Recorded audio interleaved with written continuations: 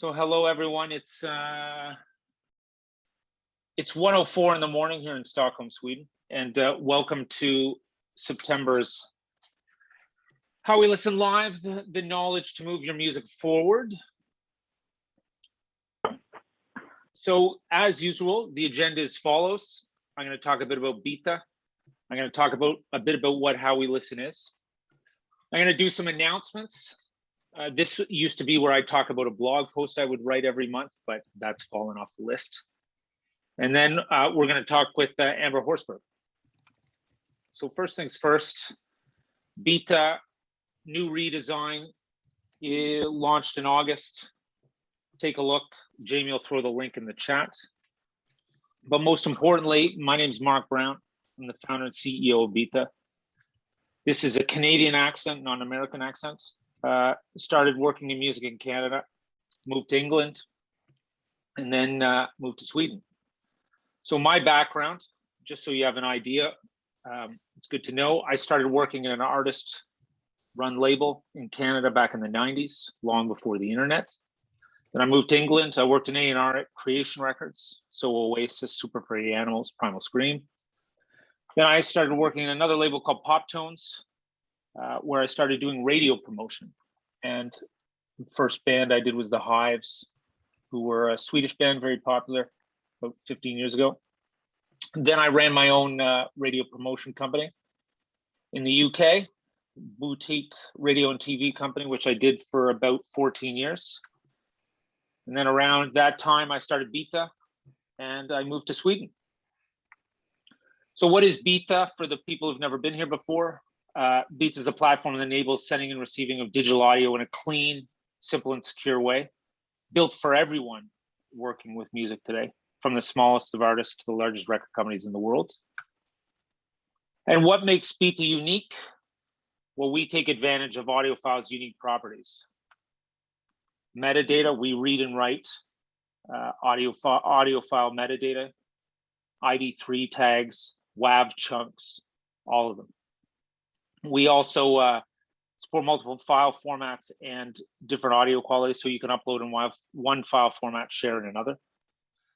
And we also offer fast yet secure streaming. Our streams aren't rippable. A couple other things we've been working on, which I think you'll all be interested in, is we just launched this series called Digital Blues, written by Sean Ronaldo, who's a very well-known electronic music specialist journalist who writes a really, really good newsletter on Substack called First Floor. Jamie, I think, is going to throw the link in the chat. We teamed up with him. We just met him. We loved his mailing list. And he's written 3 articles about the challenges of working with audiophiles in the year 2020. Is it 2021? So yeah, Jamie will throw those in the chat. Then in loose connection to that, some of you have been here before are going to remember that we did a survey back over the summer on the state of music sharing. A lot of you sent in your responses to that. The white paper is coming in November. This is the first time anyone has ever done a white paper, a research paper on music sharing in the music space. So first time ever, that's coming in November. Keep an eye out. So Byta, though, our mission statement is to provide artists and their teams with the tools and the knowledge to move their careers forward. So how do we do that? Well, I've explained Byta as a tool for sending and receiving digital audio. That's obvious. But then we also have this sister site or this sister organization called How We Listen. And that's where we deliver the knowledge, and that's what these are events about. So, but what is How We Listen? How We Listen started this idea that we wanted to interview people about how they find, listen, and discover new music, or any type of music for that matter. And it came out of this frustration that, you know, a couple of years ago, we'd be reading the press. I talk about this all the time, that you see things like platforms like Spotify or Apple Music basically saying, oh, don't worry, you know, if you release music, all you need to do is put it up on Spotify, put it up on Apple Music, the algorithm will pick it up and everything is going to go great.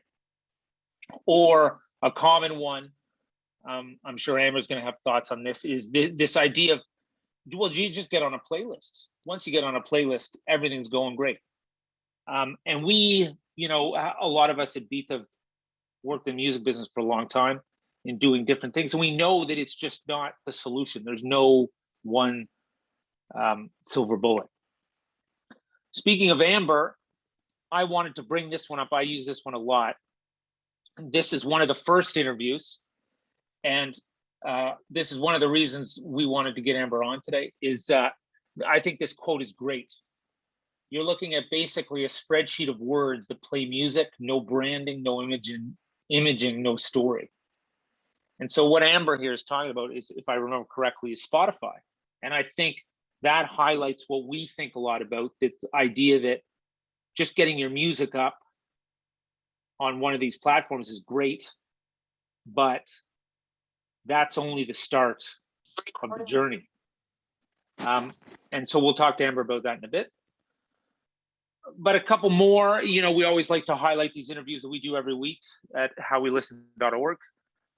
Severin from London, she says something that we think is also quite interesting, like this idea that you're sharing music via social media. It's not as simple as people send you a link. It's done one way. And, you know, she's using a mix of ways to listen to music, sending stuff back and forth, but then going to see gigs.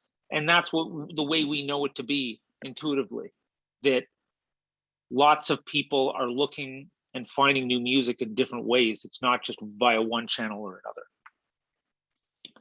And then, of course, people who work in the media, they're at the sort of the sharp end. And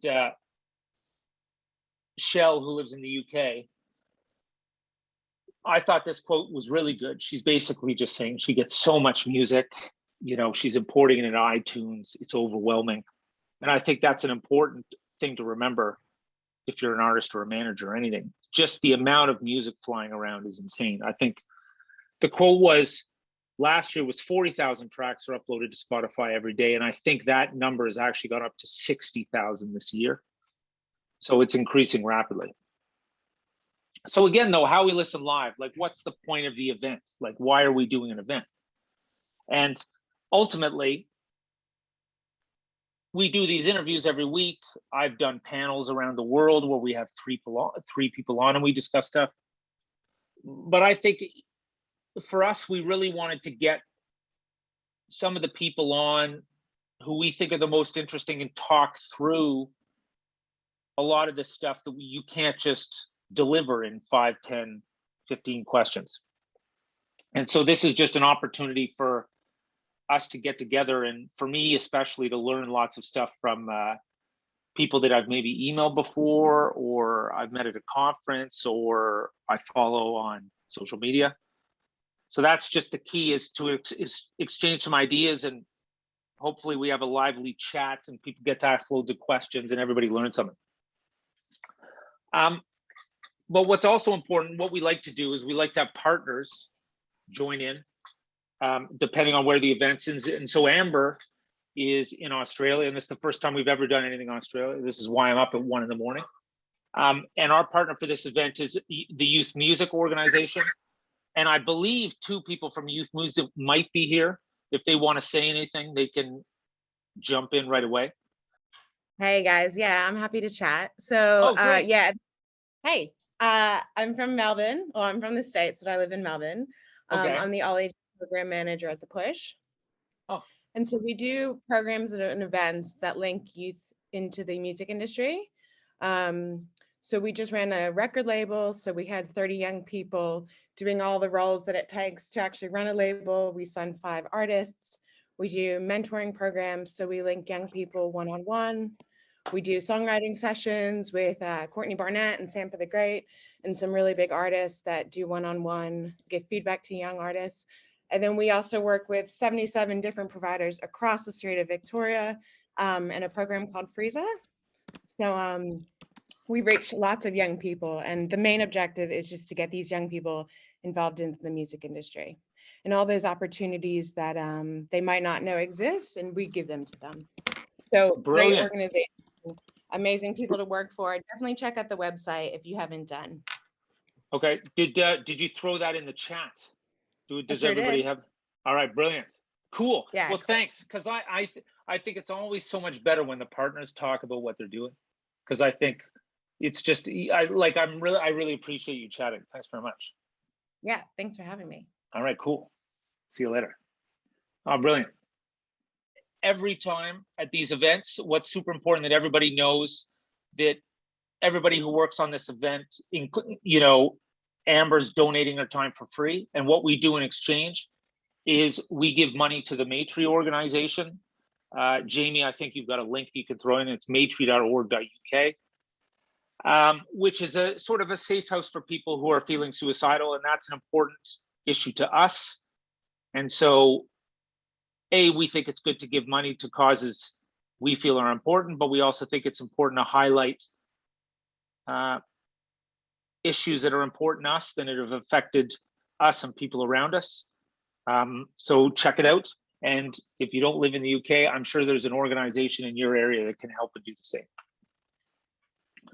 This is the card. I leave it in to punish myself, because this is where I should be talking about some blog posts that I wrote, because I do write blog posts and I do refer to them a lot in my talks. But my excuse is that I'm too busy. But we'll just skip over that. But I leave this card in here to torture myself that I should be doing that. Couple last things before we get going. We've got a Facebook group that we just started. So if people want to find out more about what's going on with these events or anything to do with Byta, Jamie will throw a link in the chat. And then we finally got some of these videos up on YouTube. We do send them out by audio first after the event, I think after a couple of days or a week.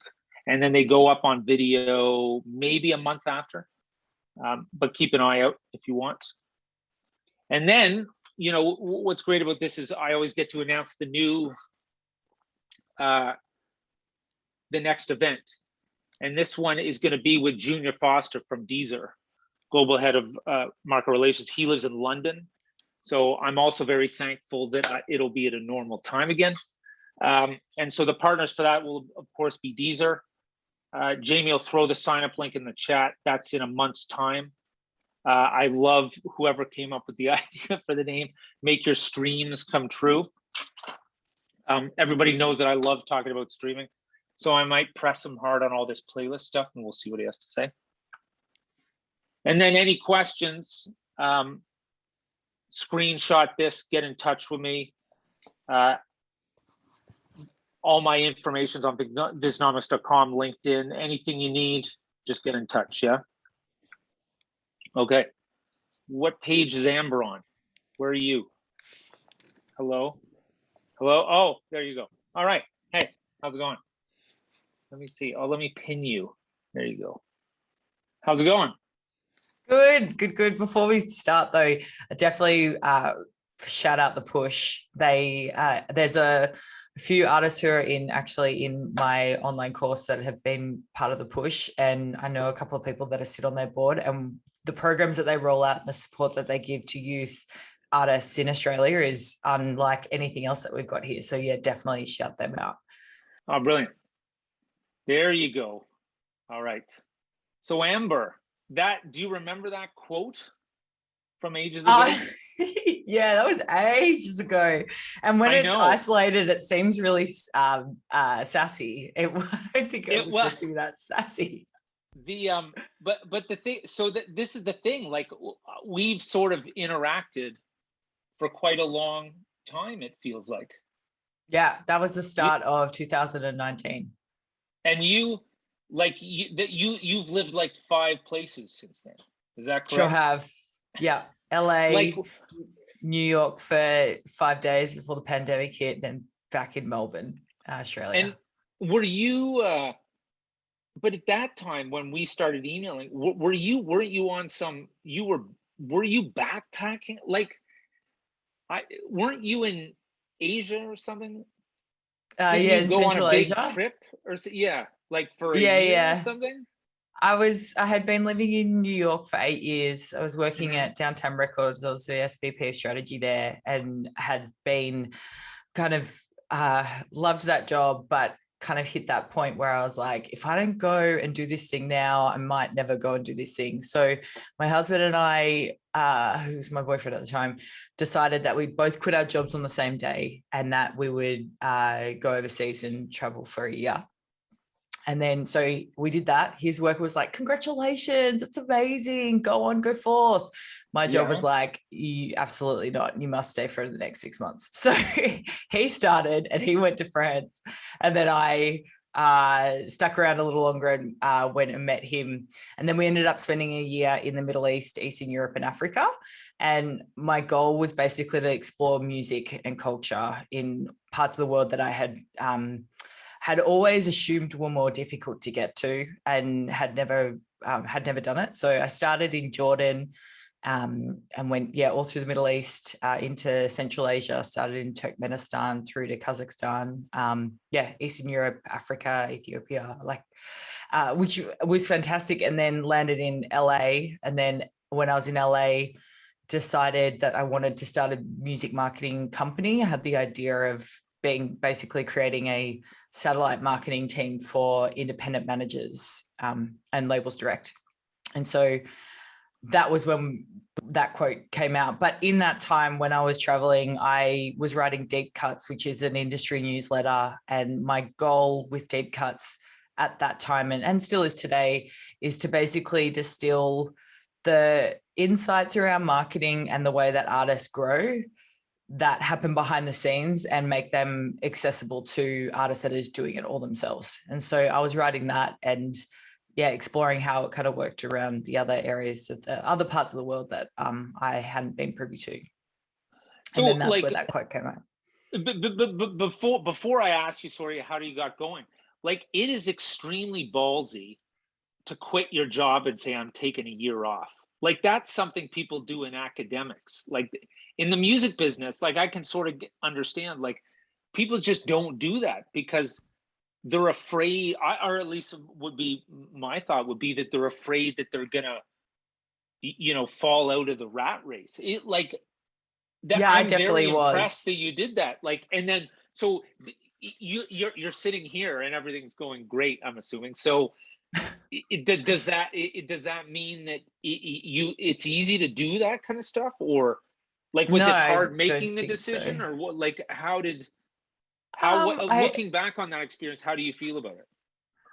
Now that we have had the pandemic, so grateful, because the type of backpacking that we did isn't possible to do at this moment. Just like the the freedom of movement and the staying in hostels and camping and all that kind of stuff, it's not possible. So now that I've done it, and I'm here in Melbourne in this pandemic, I'm so grateful to have done that, because at the time I was terrified to leave. I was like, that's kind of one of the reasons why I kept writing Deep Cuts and newsletter, because I was like, I'm going to become so redundant. No one's going to remember me. Yeah. No, I'm going to have no friends. No one's going to want to hire me. I'm going to I'm not going to know anything about music anymore, despite the fact I'd worked in it for like 10 years up until that point, and stuff. And then it's funny, you realize at least when I got to LA, what I realized was just how kind of replaceable you are, and that's totally fine. Just like as soon as I got to LA, everyone was like, oh, how was your trip? I was like, yeah, cool, yeah, good. And they're like, cool, so I'm working on this artist, wanting to get your opinion. And like that was the extent of the conversation completely. And so it was like kind of just a blip in my life, and everything was totally back to normal. And so it's like, I don't know, you realize like you're kind of, at least this is my opinion, hot take, your impact is like a bucket of water. It's like you put your hand in and you take it out, and like the water still stays. It's like everything still moves without you. You just got to do what you got to do. But so I don't know, I had wanted to do that trip for years and years. So I had saved for years. I had a piggy bank that I was constantly putting money away in to be able to do that. And then it reached the goal. And then my husband and I were like, well, we're either doing this or we're not doing this. So let's do it. And so we did. Just as a side, here in Sweden, they have an app called Dreams with a Z, I don't where know, what you James. do is you can wire a little bit of money over to your account automatically to save up for trips. But it's hilarious that it's called Dreams with a Z. Anyway, but how did you? Because I don't know any of this. How did you start working in music? Because I think like when we do lots of stuff with How We Listen, when I do talks at schools or anything like that, we always think like people who are actively working in music, it's like you forget how hard it was to get in. And so I'm always curious to know when we have people on and we talk, I think it's good to go through like those first few steps that got you going doing what you're doing. So you were working in music for 10 years before you went on your trip. So what's that, 15 years ago you started? Yeah, so I worked at EMI that was my first like real music job in Australia. And then I worked in touring. So I did kind of big EDM festivals in Australia with a company called Totem One Love, who was since bought by SFX, and they did big electronic music festivals. And I was doing the digital and social media strategy and marketing for them. Then moved to New York, worked at MTV in digital strategy. My whole background has been in strategy with more of a focus of digital. So I've worked on the label side, the artist side, manager side, brand side, and DSP side. So I've done kind of label marketing and artist rollouts. I've worked with managers also doing rollouts and with artists who are kind of have a lot more ownership and control over their projects. And then I've worked on the brand side with doing digital and content strategy for brands like YouTube Music, Samsung, Google Play, Sonos, Spotify. Yeah, so kind of your tech entertainment brands. So, and one thing I think by getting exposure to all of those elements of the business, they're all kind of connected through the through line of digital strategy. And so now what I do is, since being in Melbourne, I coach artists through my programs, artists who are kind of self-managed, self-releasing, and teach them basically how to market and roll out releases in a way that labels do, and kind of distill that for them. Then the other thing I wanted to discuss in detail is like this school stuff. Because when I started, like, did you go to school for music? No. Like any music business stuff?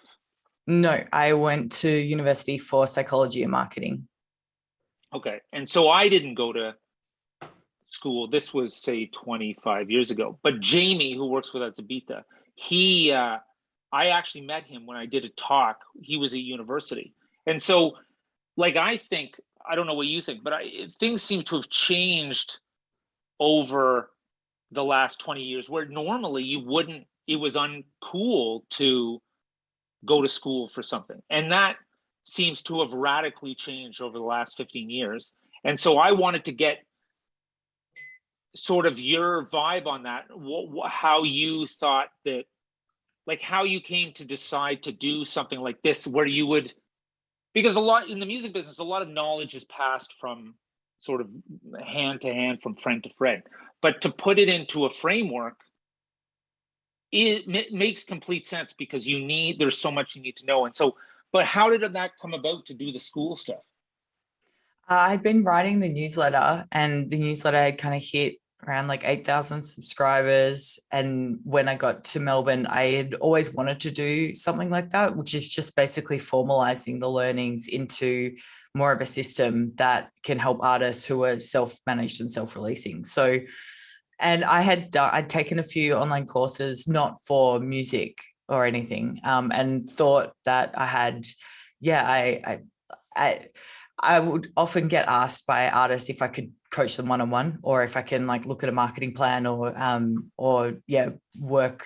do kind of freelance. And it was an impossible thing to do in the, being outside of the States. And then also I hadn't, looking around, the reason why I did it was, if you're an artist, you've got a couple of different options in terms of how you get that knowledge. You either if you sign to a label, and like the kind of the major artists, the people who are signed to a label, they're set, they've got all the resources that they need. They've got, you know, Warner stuff in every territory that are pushing their records.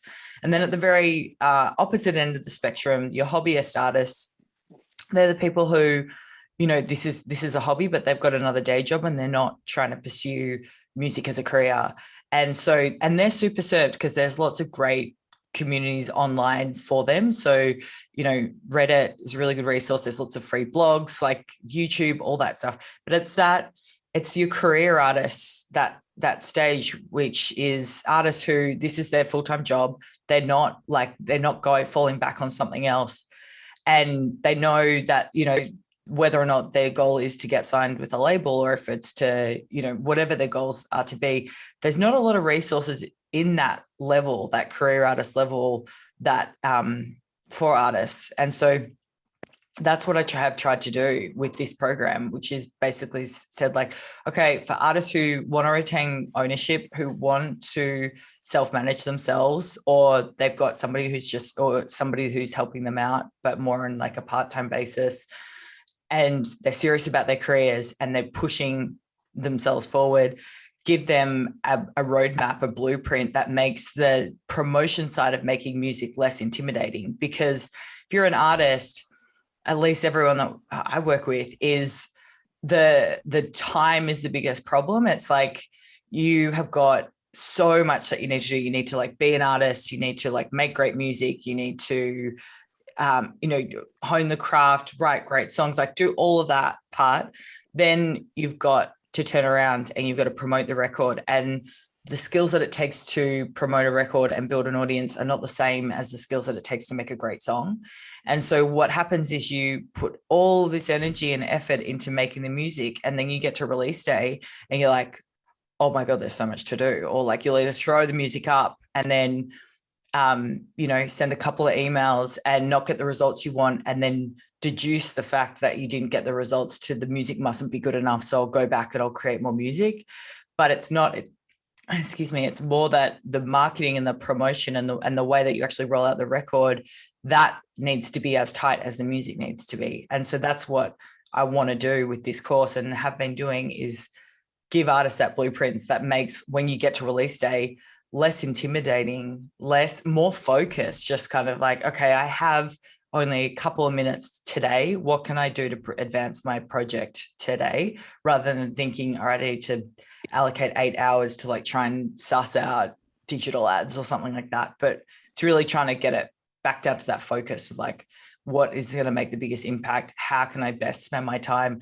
What is effective, particularly from a digital stance in 2021, that is going to give the music that I've spent so much time making the best chance that it has its success.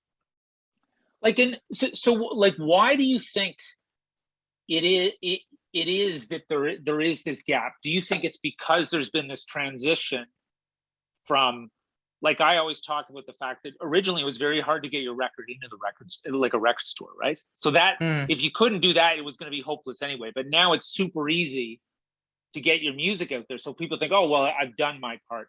But do you think it also has to do with the fact that we're still early in this transition where artists are realizing they can really do everything themselves? Or like, where do you think this lack of knowledge comes from? I think there's a lot of knowledge on the internet, but the access to quality information is really hard. And so I don't think there's, I don't know that I necessarily think that only now people are starting to share, but I think, you know, the internet started, YouTube started, you know, years and years ago. And then we're at this point where it's like, there's been enough like thought, and blogs started years and years and years ago. And there's, we're at this point where there's like a lot of knowledge sharing. There's lots of information out there. There's lots of YouTube videos, lots of blog posts, lots of decks, all that kind of stuff, but it's all presented in the same medium. So it's really hard to tell what is quality and what's not. And then also music is so personal, artists are so different. So no two artists are the same, no two marketing plans should be either. So if you're going through the internet and you're trying to figure out like how to, you know, what's the best strategy to promote your music. You can just get into this rabbit hole and you're finding all these different things, and that can get really overwhelming and really confusing. So I wouldn't say that there's a lack of information, but I think there's certainly the music industry is certainly one that has a history of like closed doors and not a lot of knowledge sharing, probably because it is so competitive, particularly among like, you know, labels and stuff. So, but then there's enough people that are sharing things, but it's really hard if you're an artist to navigate that and try and find the information that's going to make the best impact for you, and the type of promotion that you want to do too, because there's so many different paths you can take. Because I thought it was interesting. I met with Sherry Hu from Water Music right here in Stockholm right before the pandemic. She said, like, she's super, like, you know, like her research is amazing. And she said, like, I struggle when I'm Googling for things properly, because you get a lot of very well-ranking content via SEO, but it's to promote different products or whatever. So, and I think but I agree with you, the closed door thing in music, you just think that's the way it is. People, like I was saying, it's that private sharing of information that goes on, whereas then you start to come and work in tech a bit, and you're like, oh my God, like people, that's how they do like open source, the idea of all that. Like the idea of open source in music just seems crazy. Like it's not something that people want to do. And so, like, what is so with the school stuff, like how does it work? So it's all online, and then did you say you do cohorts? Is that the way? Yeah. So I have one program. I've got a new one coming out, which is going to be, a new version, but it's basically a cohort of artists come through, and it goes for 8 weeks.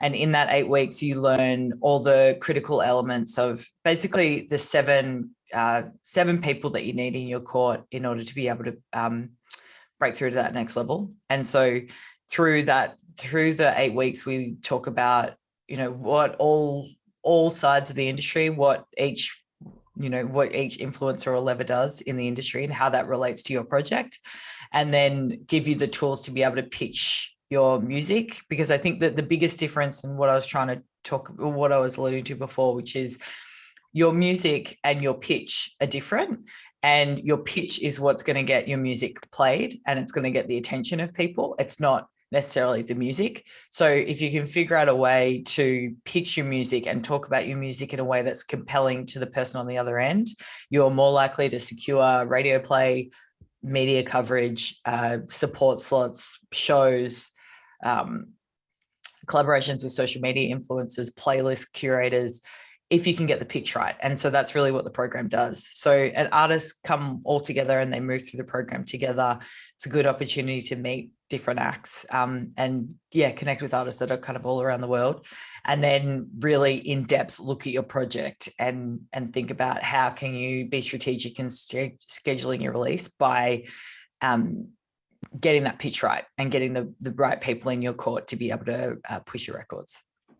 And so one of the things that I think the most interesting point that we discussed, there were two things last week when we chatted, but the first one was, considering you come from like a more digital background, like am I correct in remembering that you believe that release marketing is the core, like having releases and promoting yourself as an artist around release is that's the core element?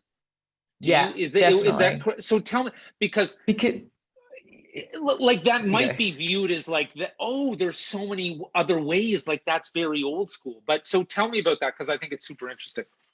Well, I think releases are kind of your business card into the music industry. So like the music is the central point that you build the entire brand off. So it's like, if you don't have the music, if you don't have the tracks, then you'll end up like nothing else can happen. So touring and collaborations and brand partnerships and all of that come off the actual tracks. And we're in this environment where it's very much a singles focused market. So that's why you see artists that are rolling out single after single after single. And I always encourage artists to treat each of those singles as a mini campaign, and really trying to come up with, and this is what we do in the course, is coming up with a blueprint for every single single release, every Yeah. single release that you have. And coming up with that blueprint that's executable and repeatable for your resources and for your artistic taste and preference.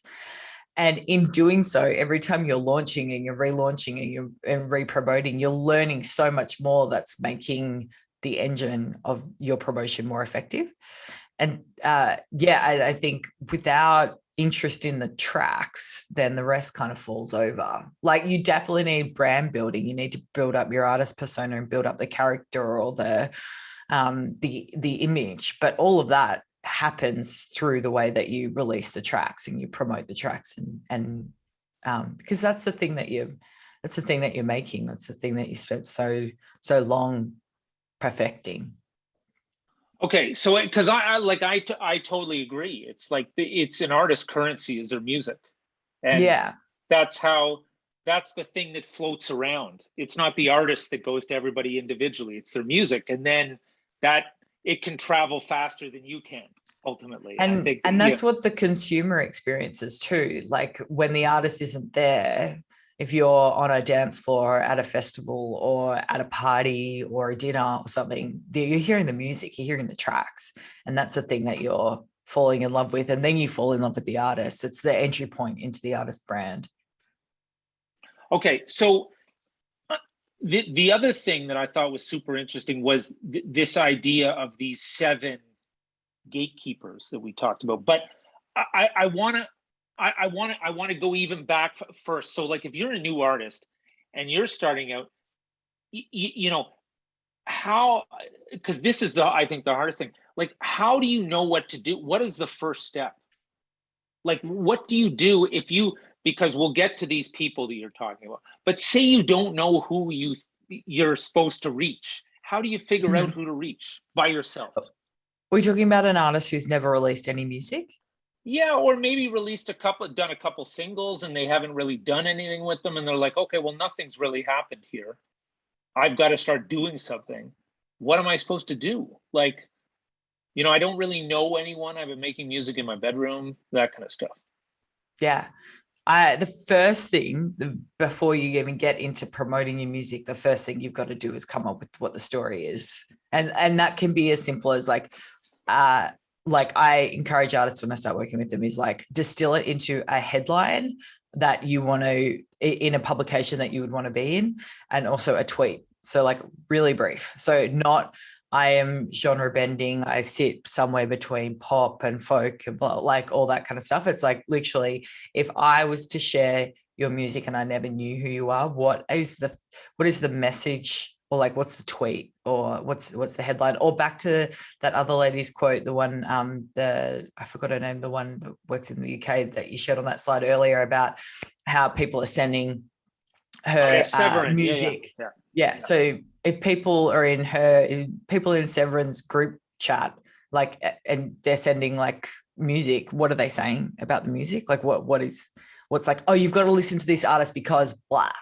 And the briefer you can do that, and the more in real language you can do that, the better. And that sounds really simple. It's not easy, but that is what you need to nail first, because once you have in doing that exercise, what you will do is you'll identify the world in which you want to exist by choosing the publication that you see yourself in.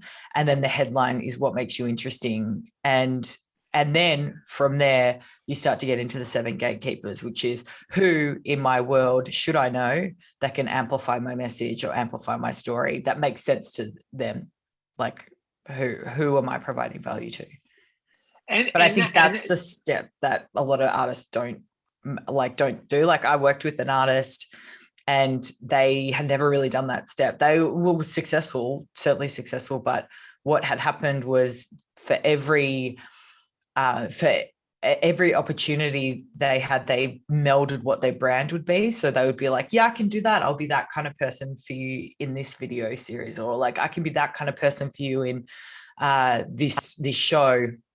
And what ends up happening is you become known for nothing. And it's then becomes really hard to build an audience because no one really knows what you're about or like, yeah, what you do. And so being super clear on that, and it can change too. Like, you don't have to like make it up on day one and be like, by, day 3000, I'm going to be saying the same thing. But having that vision makes it so much easier. Everything else will fall into place if you can nail that, because if you get signed to a label, like when I was working in a label, the artists that would have the most successful campaigns were the artists who had real vision and were ones that looked at the label as like, you're my executional partners. This is what I want to do.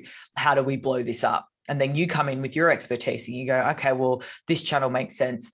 This creative partner makes sense. This brand partner makes sense. Let's blow this idea up. But the artists that are most challenging to work with are the ones that come to you and they're like, I don't really know. Like, what would you suggest? And that can be really difficult. So yeah, nailing that, I think, is step 0 in terms of marketing. And are you sort of saying that like you can sense that when you meet artists, that you can? Yeah, for sure. So that irrespective of how much you personally connect with the music, when you talk to artists, you can feel that they haven't been through that journey themselves. Is that sort of what you're saying? Yeah, definitely. Yeah. Yeah. Definitely. And that's super interesting. Like I wouldn't think maybe that some artists would be clear that other people can sense the fact that they haven't done that. I think that's super interesting. Yeah, and it's just like it's more effective way to work with people too, when you can say like, I have this idea, let's make this happen. And then people will be like, I'm not into that idea. And you'd be like, okay, cool, moving on. I'll go find someone who is, rather than time that you spend like, all right, let's mash this idea and warp it into something else that neither party are really happy with. And then you end up putting it out in the world and you're like, well, we never really liked it. Did you like it? But yeah, there is such a clear distinction between an artist who's got a vision and has done that exercise and has that kind of conviction versus an artist who hasn't done that.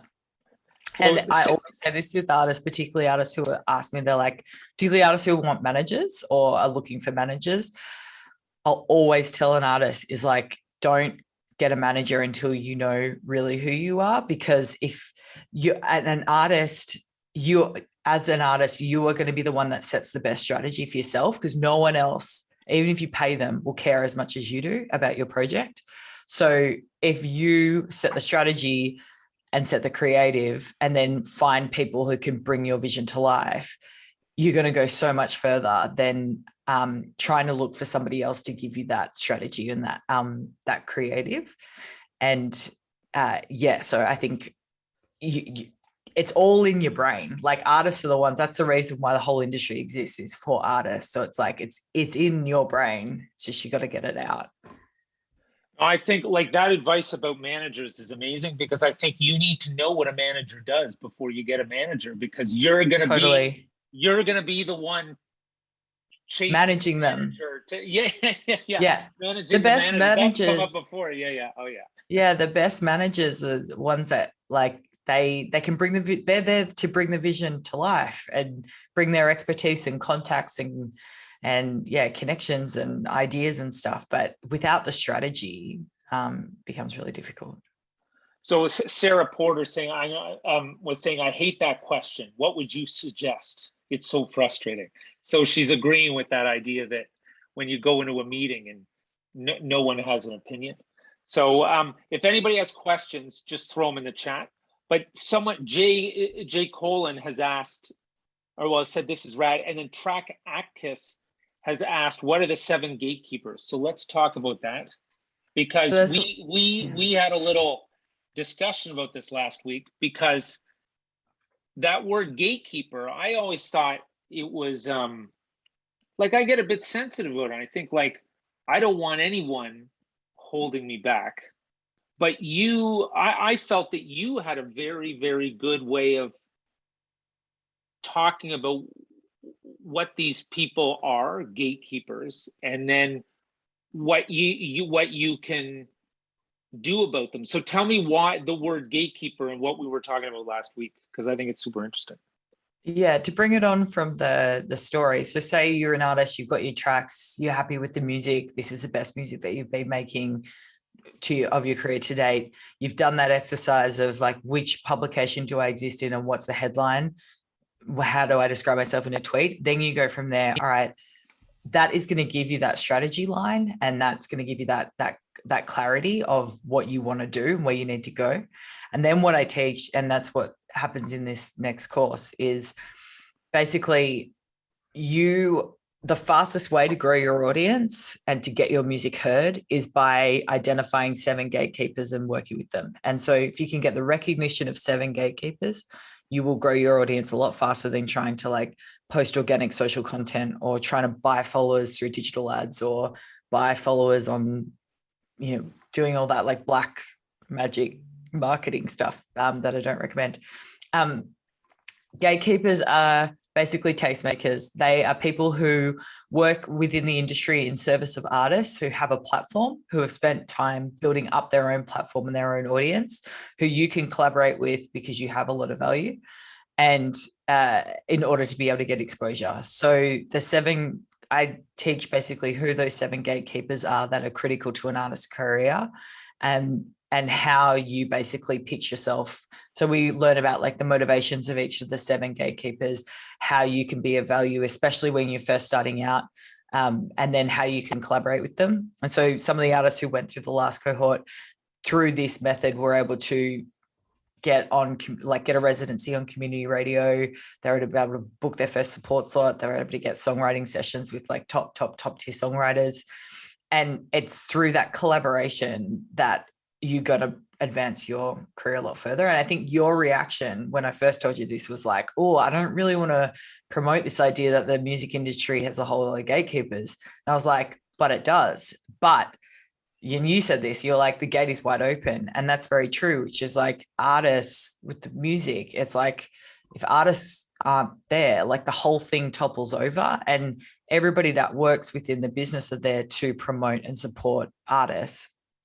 And so if you know and can figure out how to best pitch your music, talk about yourself in a way that adds value to them and what they're doing and what their projects are, then you're going to be able to advance a lot quicker and build up that audience far quicker than going that one-to-one, like organic posting, trying to see if something sticks on SoundCloud or Hype Machine, or like maybe I'll go try Reddit, or, and that's where you fall out of that lack of focus. But if you can just focus, you got your 7 people that you need to identify.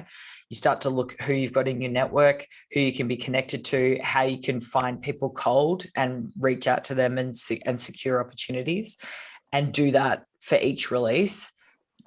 It's going to be a lot faster than doing that kind of one-to-one audience development.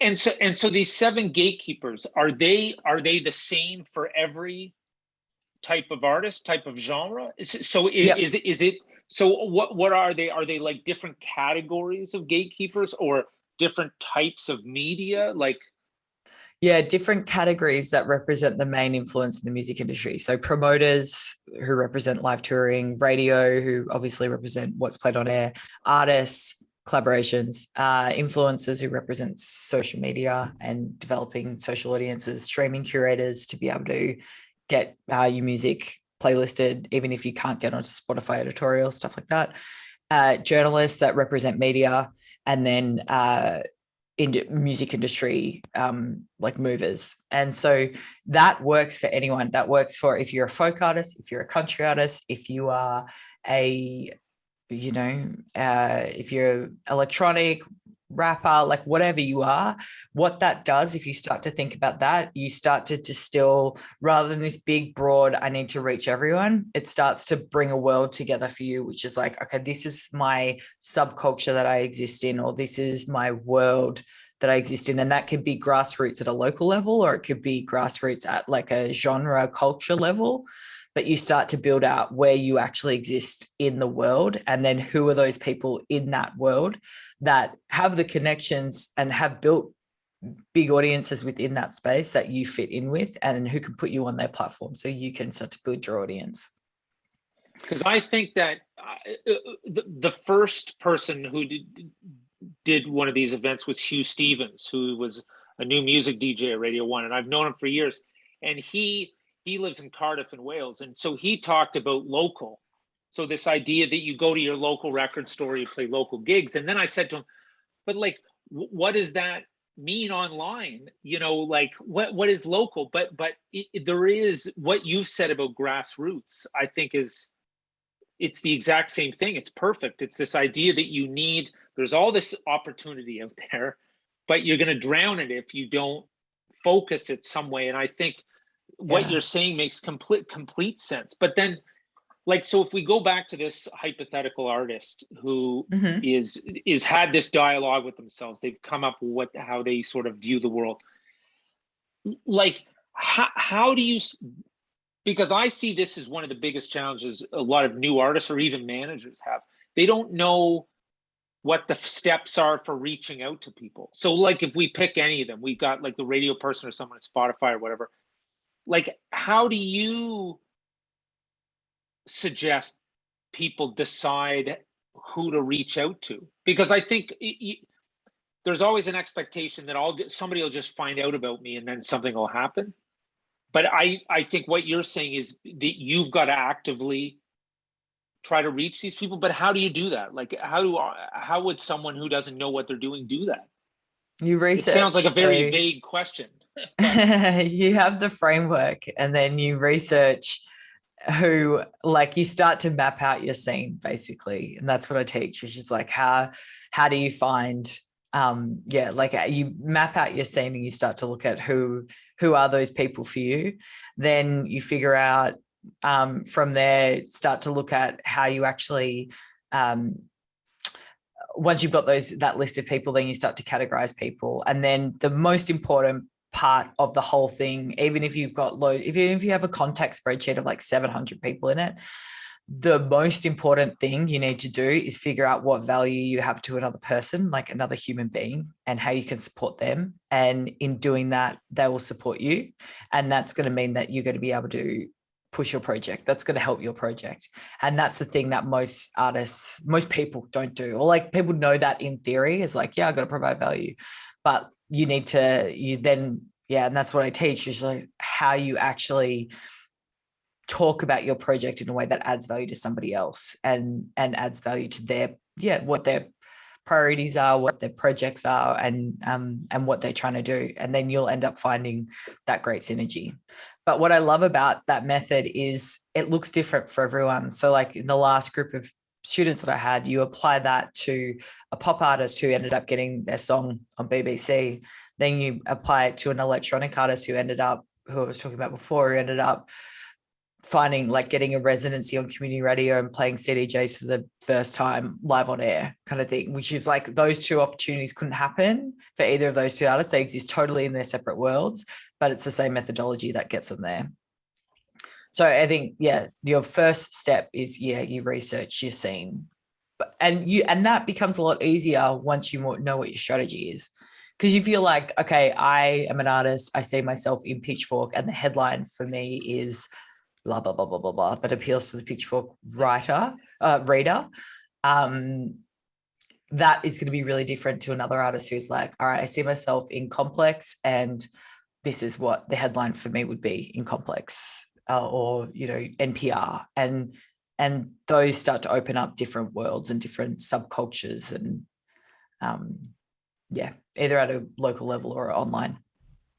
Because I think, like, you've also hit on something that I think is super interesting, this idea of what value you can bring to other people. Because I think, again, there's this idea, people are just going to play me on the radio. Like, they're going to like the song I played on the radio. But I think when we were chatting last week, you were talking about the example of, what was it? Was it local radio or something? And it's like, how do you get your way in? It's like, well, there are lots of radio stations that are there to play new music from certain areas. And Hugh Stevens talked about this because that's what he did. He played new music. So is that what you're saying? You need to be thinking, if you're thinking I'm an artist who might get played on the radio, I need to find radio stations that would take a chance on a new artist. Is that what you mean? That certain people will be more receptive to hearing from me because of the music they play on the show? Is that sort of what you're getting at? Yeah, definitely. So like there's a community radio station in Melbourne called 3RRR, which is amazing. And they've got a program on, I think it's like Thursdays at 4:00, which is out on the patio. And they just play the best new music from Australian and New Zealand artists. So if you're a new Australian artist, your likelihood of getting played on that is way higher than getting played on like the pop station. And so even if you're a pop artist, so going and making a relationship with that program director or that host is going to increase your likelihood to start to knock over these tastemakers. And then as you progress, then you can get added to other stations. But yeah, it's just finding those people that are in your world. Same with promoters, like School Night in LA, like the promoter for that, which is like a new showcase for new music, new artists, is more motivated to find the best new artists in that have shows going on in LA than trying to go for, you know, another promoter who has to book whatever, like, you know, DJs for late night, but, you know, whatever it is, it's like everyone's looking for something, and artists are the ones that have got the value. So it's like when you know your power and know your value and can talk about it through your music, then that's when you unlock everything. It's like game over. Well, and it's also having an idea where you fit in. If you don't know who you are as an artist, like if you haven't had that conversation that you talked about at the start, you don't know where. If you don't know who you are, you don't know where you're going. Because I think we talked about it last week, that the idea that on the radio, you're only as good as how you sound in between the two other records they're playing. And it's that, you know, it's that weird situation. It's not necessarily just about your record, it's the flow of the records in the show. Whereas if in print media, they can write about much more challenging music because no one needs to hear it. Like do you see what I mean? Like, and I think a lot of that kind of stuff I found really challenging early on. I just thought you went to a radio station and they played it because they liked the record. And it's like, no, like it's not about that at all. Like, and you think, oh, if they don't really like, it doesn't matter how much they like a new noise record, they're not going to play it in the middle of the day. I don't know, what? Don't they just play what they like? Track's awesome. Yeah. I'm just looking through some of the comments here we've had. So Crystal Davis is saying, she's a former radio host, saying she tried to give everyone a reached out and honest listen. And if the music was right for my show, even if it didn't hit my personal list, I would give it a chance and play. Which is amazing, considering that, you know, you never know what people's reaction is going to be when you reach out. Like, I think. Yeah. So now the other thing I wanted to discuss, though, is timelines. Because you're talking about going to all these people and building this group of people who are expressing interest in you. Like, when do you do that? Because your quote about Spotify, I think, is great, because it says it's great that your music's on there, but you've got a load more work to do to build that context around an artist. Like, when do you start doing that? And then how do you do that in the context of how you release music? I say 12 weeks out, and people are usually like, oh, too long or too short? Too long. Way too long. Yeah, because people are usually like, oh, I finished this track, I'll put it up next week. Oh, 3 weeks, that's when the distributor puts it out. Okay, that'll be fine. And then you realize it's not enough time to set anything up. 12 weeks is going to give you enough time to be able to develop the creative, develop your relationships, develop your pitch, lock things in, lock in premieres, lock in opportunities, and execute it. And it's going to give you enough time. And if your biggest problem is feeling overwhelmed, then the antidote to that is time. And it's like, the more time you can get and the more preparation and structure you can put into your release, the less feeling of overwhelm you're going to have, because at that point, it's just executing the plan that you've put together. So I always say to artists 12 weeks, and then artists will come back and say, what if I make this timeline and this spreadsheet that you've given me 6 weeks? And I say to them, that's fine, but just know that it's like the biggest thing overall, like bigger picture, high level, is like you need to create a system that is executable and repeatable for your resources. And if you can execute all of this in 6 weeks, then that's fine. And you can get to release day and you feel energized and empowered and excited about music and making music and releasing music. That's what you want to get to. What you don't want to get to is get to release day and go, I never want to do this again. Or like, I'm so burnt out. I hate this song now. I hate this process. And so the more time you can give yourself to put that structure together, to put that plan together, the better off you're going to be. And like, so it's important to have a release. You're saying a release strategy for yourself, but explain more about like how, say, these 7 gatekeepers, like they would all work to different timelines, right? Mm-hmm. So, you know, because I think I found that confusing previously. Like, so how does it work? Like certain types of media work to different like, and how on earth do you figure that out? Like, if there's 7 different you have channels, to start.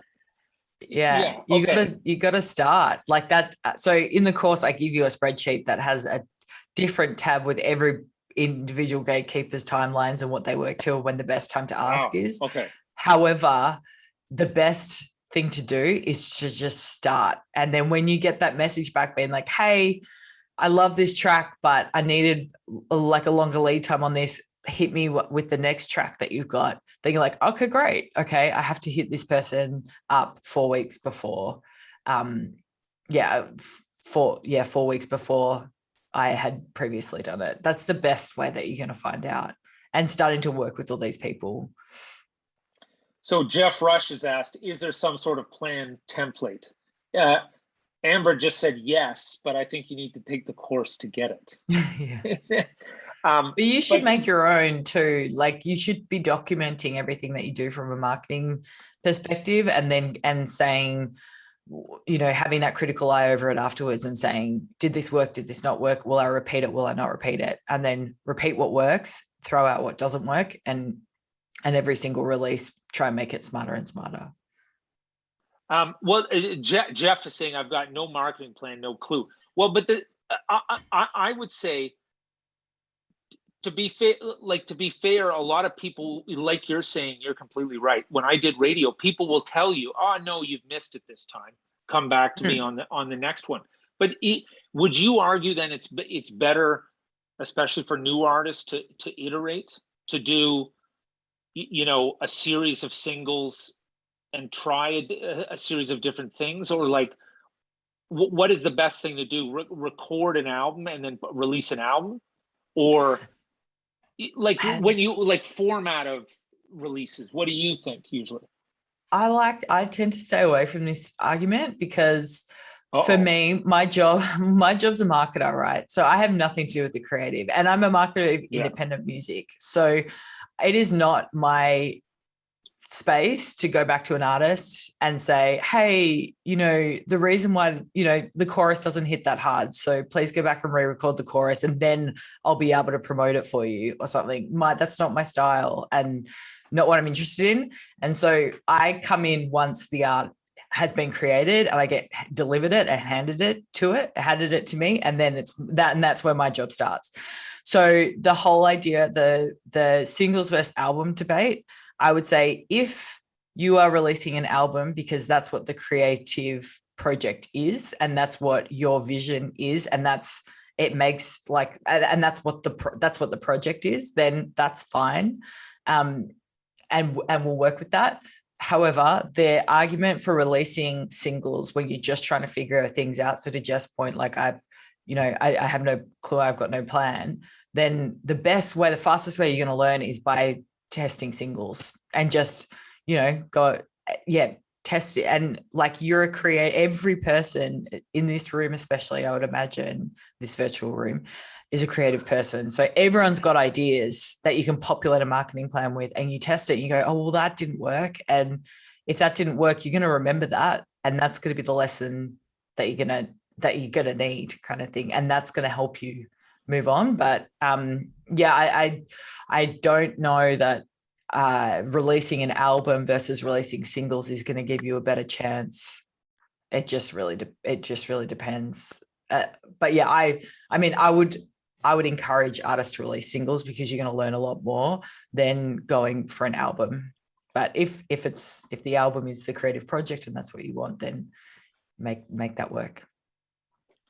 Jeff's been messaging a lot, saying I have five releases out on all the outlets. I also work full-time record companies, offer little to no promotion. But like this is, I think it's funny, this idea that like a lot of this comes, what we're talking about, it's not super new. It's this idea of DIY, and that artists should feel that they can do it themselves. And I've found doing radio that so many of the radio DJs actually wanted to hear from the artists themselves. Like that an artist would get great support, and then somebody would come on board to help, like someone doing press or radio, and it would sort of start to careen off because people do connect with the artists themselves because they're the people that create the music and they can feel the energy from them. But when people come in and start dictating a plan, it sort of changes the situation a bit. Let me see what else is there here. Oh yeah, so Jose was saying his question was at the start when he was talked about the release as the core of the strategy, but he's thinking that it's the final message of it. The release of the music is the final message. Then you brand yourself, not the opposite. So I think he's wondering about, like, is the release the core, but it's not the jumping off point, or is you're an artist here. Yeah. You have your strategy, and then from there you got all your releases, and these are campaigns, micro campaigns that fall off it, and through those campaigns is how you promote and build your brand. But you need a kind of a North Star up here, know what you're doing. And you would have that for music too. Like when you start creating music, you would know what type of music you are creating. Okay, and then maybe the last thing that I think is super important is like, can we talk a bit about pitching? Like, how do people approach people in your experience? What have you found? Because we've talked about all these things that artists can do. We've talked about all these people they need to reach. But like this sort of journey of how to do that is somewhat of an art. And I'm assuming you would be an expert at it, being on both sides of the tables, going to people and looking for things, but also having people come to you. So can we, like, if you've got some assets and you have a vision in your mind and you've got maybe 12 weeks, like, can you talk about how you sort of feel, or what you advise people is the best thing to do for reaching out and to get people's attention via the process of pitching? Yeah, it's all about trying to find what the value is for the other person. That's the secret that unlocks pitching, because you can create an EPK and you can create a press release and you can blast it out to like literally 500 people on platforms and stuff, and you can get nothing back. And then you go, oh, well, it must be because my music's not good enough.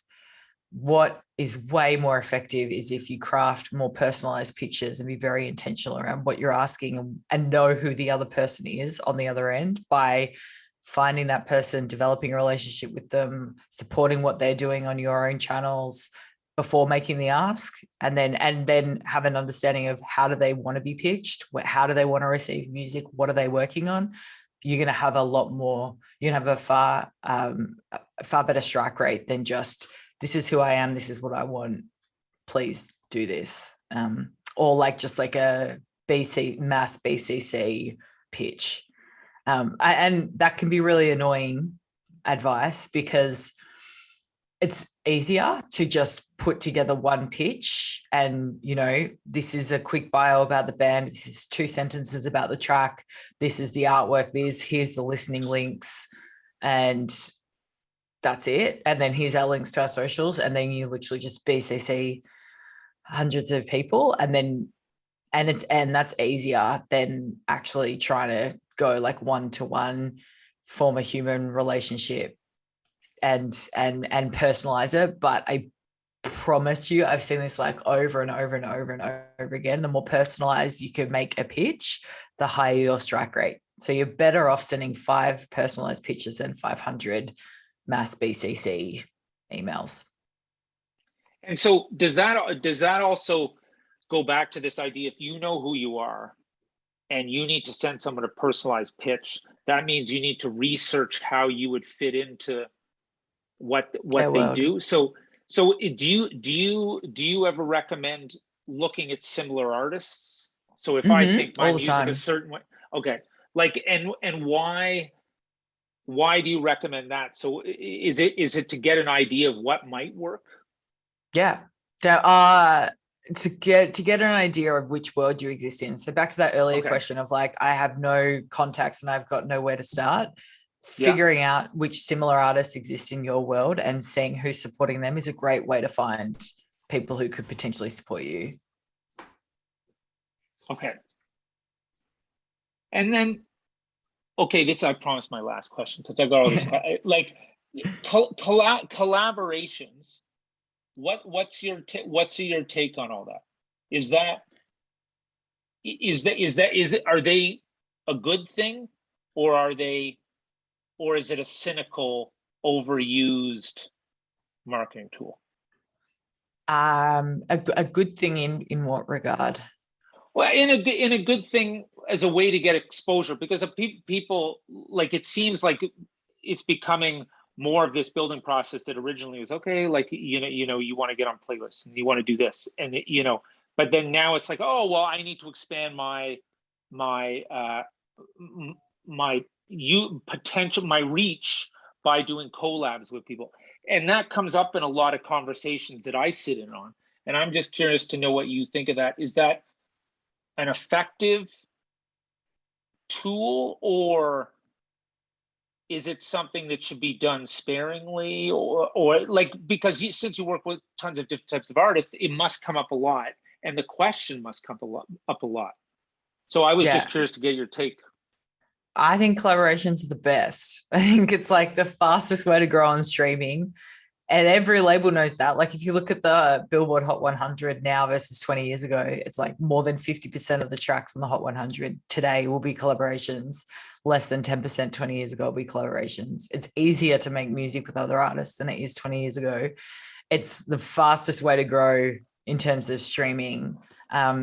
Collaboration through, like, you will learn so much by working with another artist. And and like, you're going to be touring with other artists. I love collaborations, so long as it makes sense for you and your vision and your craft and creativity. That's only good things can happen when you work with other people. All right, cool. And and do you know, is it Oyinda who lives from Nigeria? Did you write a chapter 4 of his book? Yeah. We're internet friends. All right, good, because he's made 2 comments here. He's talking about collabs, and then where was the other one? Because I'm talking to him next week. He was mentioning to me that you. There he goes. He's just thanked you. Yeah. Hi, Inda.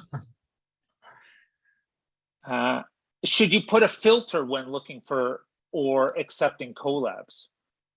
I would assume so. You shouldn't do them all.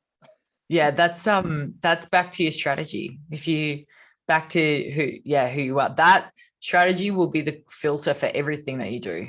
Any music video you want to shoot, any press photo shoot you want to do, any interview you want to do, any podcast interview you want to do, any collaboration, that should be the creative filter.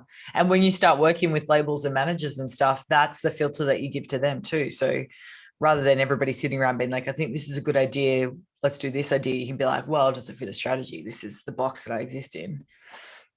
Blaze wants to know when your next course is, Amber. Can you write that in the chat? Yeah, for sure. It's going to be out in November. I'm going to be doing a free 3-day workshop masterclass that's going to be in October. And so I'm going to announce the details of that next week through my newsletter. So if you follow me on Instagram, it's just at deepcuts.co, or you can sign up for the newsletter. You'll hear about it then. But in that masterclass, the 3-day masterclass, I'll share more details of the course and how you can get in and join the next cohort. Okay, and we've got Barney Jeevans Kick Arts. What genres do you like to work across, Amber? And what do you find the differences are? Ooh, that's a big question. But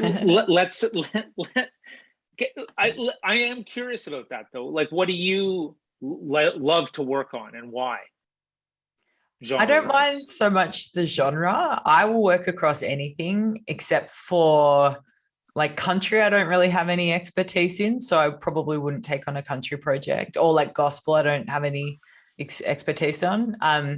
But I don't really mind so much about genre. It's more so about the artist. And back to that point earlier, the artists I like to work with are ones that have a really strong vision and really know who they are, because then I find the collaboration is a lot more natural, because like you can get ideas firing a lot more because if somebody on the other end's like, that's awesome, that's not awesome, let's not do that, that's really great, it's an easier person to work with than someone that's like, oh yeah, that, you know, that could be good, or like, let's try that. And then you go shoot something, they're like, oh, actually, I don't really like that. Let's do like, so yeah, I much prefer artists that have got kind of a strong vision. So yeah, less so about genre, but the main genres that I work across are electronic, pop, and hip hop. I guess kind of the dominant mainstream genres. Oh, indie rock was alternative. Oh yeah, of course. But let's just take. Okay, I've got too many questions. But so like pop and hip hop. Let's just look high level at the differences. Would you generally start in the same places with those? Just because even though, say, like they're completely different genres, but you still need to hit stream. So would you approach them in the same ways that we've got to hit these high level places the same, and then get more nuanced in the detail? Yeah, where it falls over is if you give the same marketing plan to a pop artist that you do a hip hop artist. So you're like, oh, we're going to promote in the same channels with the same ideas on the same timeline. That's not going to work. But if you start at a higher level, you start with the strategy, you start with the mapping the scene that you exist in, and you identify which collaborations and partnerships you need to strike. And then you can match the creative ideas with those opportunities. Then that works for anything. And that I start in every place. But yeah, but you definitely couldn't promote a pop record on a hip hop station, or like a striker, you know, like that doesn't work. Yeah. But strategy principles, that sits above channels and trends and all that stuff. So like what you do in the strategy, like in the strategy phase and the creative phase, sits way above when it starts to actually get into that like channel strategy, which is where all the nuance happens. Okay, cool. All right, well, I'm gonna have to say goodbye because it's it's late where you are. It's crazy. Like it's crazy. This is but I felt it would be super unfair if we just did these all from 6 p.m. Swedish time every month. So I really think I really appreciate you taking the time, and it would be terrible if you had to be up at midnight. So thank you so much for doing this on my time. Like, no, and you know, I can't believe it's taken, like I said, you've moved 5 times since the first time we ever emailed. So hopefully at some point we'll actually get to meet in person. Are you thinking maybe will you go back to the States after? Do you know what you're up to for the next couple of years? Are you going to head back to the States, or waiting to see what happens? Yeah, wait to see what happens. It's too hard to predict, and that's what I'm trying to work on myself, which is not trying to control an outcome that I have no control over. She's been a really Okay. nice lesson of the pandemic, I think. Oh yeah, no, there's been a lot of positive lessons actually. So, and then you've thrown everything in the chat for the deep cuts. Everybody knows what to look for. Oh yeah, maybe I'll just chuck my Instagram in, and then Yeah, do just it. if you're interested, DM me and I'll send you the link. And send me your music too. I'd love to hear And it. then, Jamie, Oops. can you make a note when maybe when we send the link out with the audio, we can send the links along. Yeah. Okay. Well, look. Thanks so much. Have a nice day. What's the temperature over there before we go? I haven't been outside yet. I think it's, I don't know. Is it I think sunny? No. It's meant to be 100% rain today, so Oh. I'm not sure. We'll see. At least it's not cold. Like it's like 10 here. It's unbelievable. Okay. Well, it was a pleasure. Thank you, Thanks everyone. so much.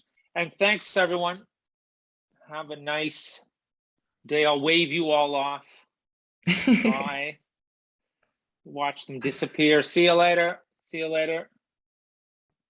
Bye, everyone. Bye. Bye.